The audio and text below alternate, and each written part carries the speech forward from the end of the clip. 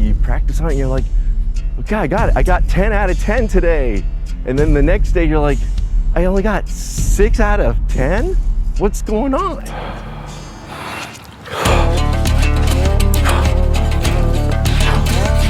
Fake high, attack low.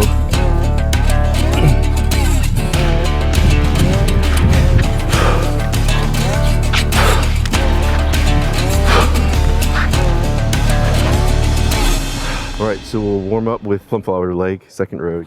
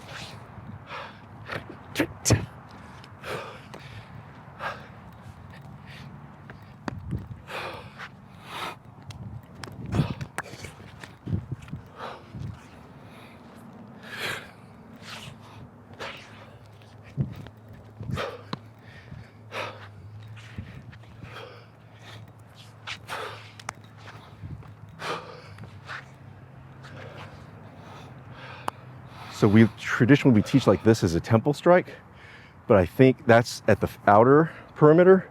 But really, if you do like this, that's really gonna hurt and knock a person out at the base of the skull. If I go boom, boom, low, then high, fake high, attack low, the simultaneous defend and attack isn't necessarily just the upper body, but it's the legs too, right? The Mantis's characteristics is attacking with different parts. I saw this one article, it was written by Brendai Lai many years ago. He would practice this to improve his speed and power. Whenever you take a shower, once you turn off the water and you're getting the water off of you, it's like, how do you pop it to where the water just comes off, and then, you know, just you're learning that whipping motion, the arms relax and just pop it. The iron body conditioning, the iron palm. When you get hit with something like that, you're like, oh, that gives you the impression already. As soon as that single light smack in, you're like, oh wow, that was a real hit. When you do get the hit in, you gotta make sure it counts. So that's part of the 12 keyword is the da, is to attack. But it doesn't mean just to attack, like attack. It means to attack bravely, to attack confidently, to attack ferociously. So you're in that the kicking position, and I'm coming in confidently. My philosophy is that a lot of us come into martial arts because we were bullied, or we want to get stronger, we want to improve our self-esteem, our confidence. So deep inside, we're all a little kid and we've had our feelings hurt. And then now you get older, and now that's why I think you see so many of these egos flying around whenever you go to all the different banquets or tournaments and stuff, and it's because it's the ego. It's the egos that are at play, and you know, people want to be the man. They want to be the guy, the person, the one in charge. Maybe part of it too is you've always been that prima donna and you haven't been humbled before, then you're always like looking good, and you haven't really been humbled. But the way that Kung Fu is designed, if you're playing hands, there's always someone better than you that's gonna best you. And you're like, this sucks. You know, how come I can't get any better? If it's done in the healthy environment of someone can humble you, but then they can instruct you to get better. If I help you, you're gonna get better. It's gonna make me better. As iron sharpens iron, so one man sharpens another, right? If we go along that lines, we're both gonna get better. And there's gonna be times you're gonna be like this, but then I can get picked up. And that's the summary of Sifu Jones and our Kung Fu relationship. You know, it's like, oh, he's getting better. Oh, I gotta get better. But we're friends. You know, and we never let that be, I'm better than you. It was like, hey, come on, you can do this. Come on. And then I would show him something and he would get better at it. And then it's like, oh man. So in that healthy environment, it was, you're helping each other.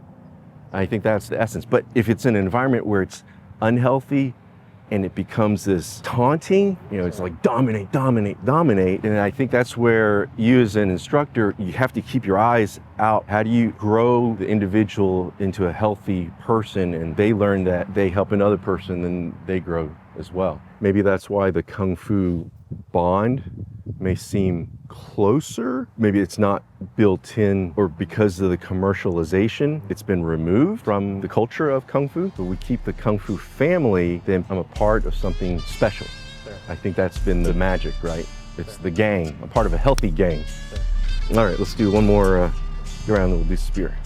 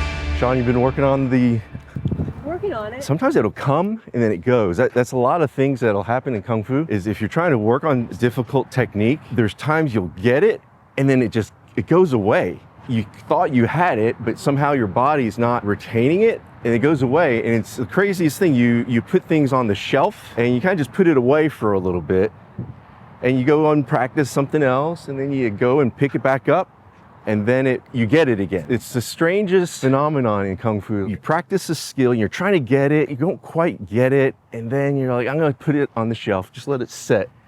And something must happen with our subconscious memory or muscle memory. You go to bed and you're dreaming, and something almost is like solidifying in your brain and body, developing some type of neural connection. And then you go back to it and you pick it back up, and then you kind of like, boom, yeah, I got it. It's the strangest phenomenon. A good example would be the catch behind the back. You practice on it and you're like, okay, I got it. I got 10 out of 10 today. And then the next day you're like, I only got 6 out of 10? What's going on? And then you keep practicing, and then you eventually get it 10 out of 10, and it just stays consistent as long as you practice. That's the definition of mastery, right? Like a concert pianist, if they skip a day of practice, then the teacher notices, but then if they skip 2 days, then they notice, and if you skip 3 days, then the audience notices. The skill of the pop and catch. It's that timing. It's such a fun skill. That's the thing with Kung Fu weapons, is you're learning to manipulate objects other than your body. And you can have more control over the environment, so to speak.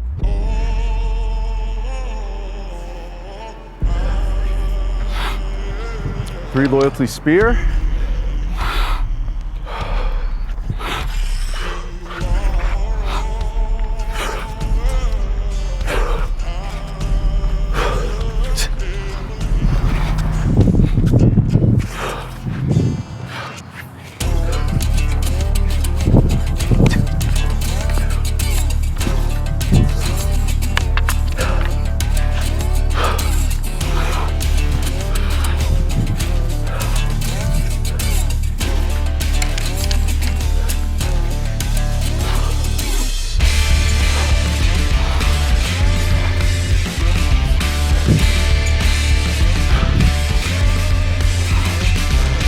We're just gonna practice this individual move. So it's poke. So you're using this to pull it through. It's right hand slides, left hand stables. So whichever hand you're stabbing with, the thumb's down. So left foot forward stance, and it's poke. Then you're gonna come back into a forward stance, poke. You got here, here, here. If you think about it though, the hand transfer is not really happening. Poke, shoot out. Okay, then on the last one, so you're gonna do 5. 1, 2, 3, 4, 5, and then turn the hand, and then you're gonna shoot it forward.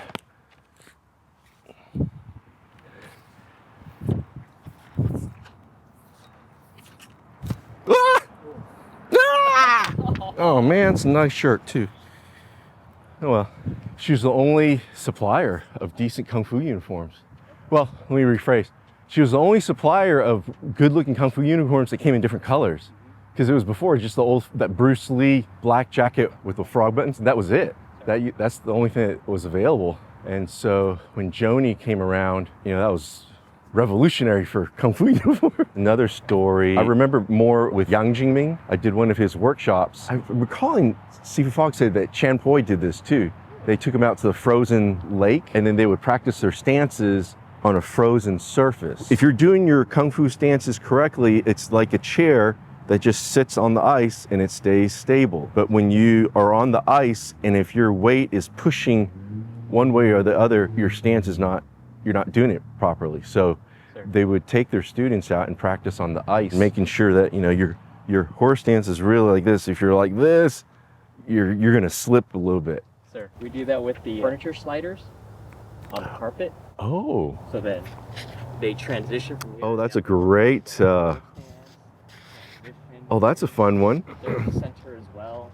Oh, wow. That's a great modern training tool. Exactly. So it's just the furniture mover, You can buy the furniture mover, but these are but they make it specifically for athletes. For athletes. Sifu Jones had met Sifu Fogg before. Oh. I met him. Sifu Fogg was teaching theater, and Sifu Jones was in one of his theater acting classes, play classes, and he was under his tutelage at the time. And Sifu Jones remembered him saying that, he said, "Hey, you taught Kung Fu." Sifu Jones, no, you don't. And then I saw an ad in the newspaper one day, and it says, "Authentic Kung Fu coming to Marshall, Texas." It had a Mantis man on there, the half Mantis, half man. That was Sifu Fogg's design. I saw that thing, and it just spoke to me. What do you know? You're a 7th grader, you're looking through this ad, and it just like, I want to do this. I've never been so sure of a thing before. You go do different stuff growing up, you go bowling, you go to ice skating, but nothing spoke to me until I saw that ad, and I go, I want to do this.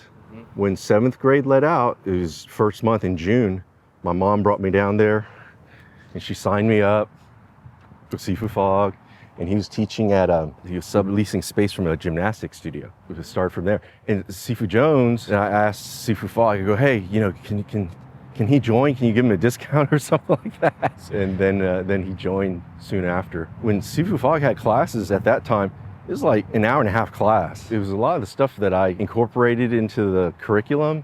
Everyone would kind of like do the drills, conditioning, kicks and punches, push-ups, sit-ups, flutter kicks. Everyone would do that together, and that was probably like an hour already. And there was a rope, because it was in gymnastics studio, there was one of those ropes that went up to the ceiling and it had a bell. You had a little break, people go to the bathroom, but then you line up, and then everyone takes their turn to climb the rope and then ring the bell. I got to the point where I could climb the rope without using my feet. If you finish climbing the rope, then you get back in line. Then he would have everyone come out 2 by 2, and then you do your form in front of him. He would watch you do it a few times. He would make corrections or adjustments and then show you the next 1 or 2 moves.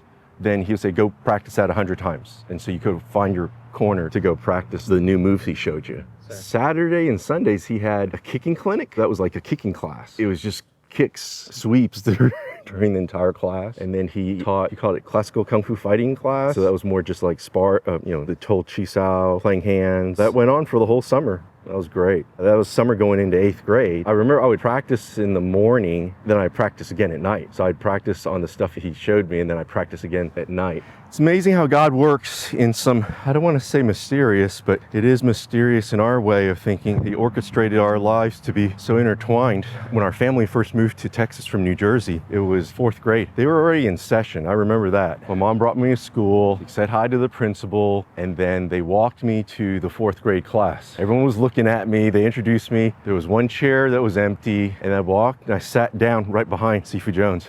Wow. Our friendship started with just, we loved superhero comics. In class, we would draw stick figure comic strips. I would do a scene, and then I would give it to him, and then he would do the next scene. And then he would give it back to me.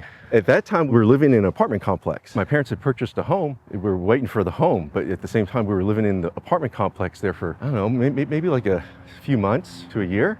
I have to ask my mom and see. And then we ended up moving to the same neighborhood, just right down the street. We just grew up riding bikes, skateboarding until 7th grade when we discovered Kung Fu.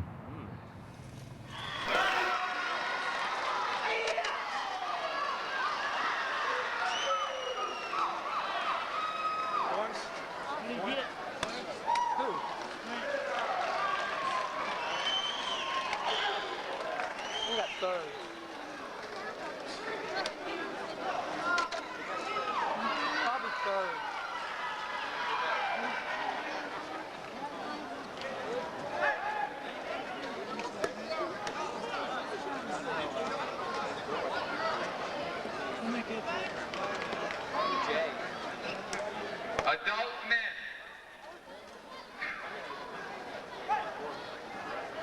Adult men. Beginner wushu and advanced wushu and adult kung fu men. White belts. To ring.